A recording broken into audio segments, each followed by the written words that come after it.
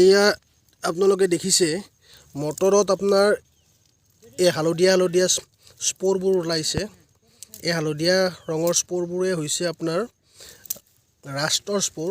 আৰু মটৰত সাধাৰণতে ব্লাইট, ৰাষ্ট আৰু লগতে আপোনাৰ ডাউনি মিল্ডিউ আৰু পাউডাৰী মিল্ডিউ দেখা যায়। গতিকে যোৱা ৩-৪ দিনমানত যেতিয়া বতৰটো সেমেকা হৈ থাকে, সেমেকাৰ সময়ত আপোনাৰ তেনেকুৱা আপোনাৰ মানে কি হয়, এই ভেঁকুৰবোৰ আহি কিনে ভেঁকুৰে এইখিনি সময়ত বেমাৰটো লগাবৰ কাৰণে সহজ হৈ পৰে। গতিকে কৃষকসকলে আগতীয়াকৈ ইয়াৰ কাৰণে বিধান লোৱাটো উচিত। কৃষকসকলে যেতিয়া এনেকুৱা ধৰণৰ ভেঁকুৰ দেখা পায়, তেতিয়া তেওঁলোকে বজাৰত বিভিন্ন ধৰণৰ ঔষধ পোৱা যায়। ভেঁকুৰনাশক ঔষধ পাব তেওঁলোকে। মক্সিমেট বা কাৰ্জেট বা নেটিভো বা আপোনাৰ গেজেকো তেনেকুৱা ধৰণৰ আপোনাৰ ভেঁকুৰনাশক বজাৰত পোৱা যায়।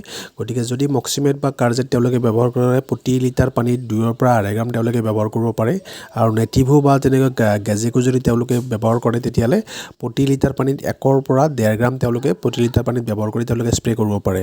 আৰু এই বেমাৰটো লাগি থকাৰ সময়ত তেওঁলোকে সপ্তাহৰ মূৰত এবাৰ, আৰু বেমাৰটো শেষ হোৱাৰ পিছত 15 দিন বা 20 দিনৰ মূৰত এবাৰকৈ স্প্ৰে' কৰিলে তেওঁলোকে সুফল পোৱা দেখা যায়।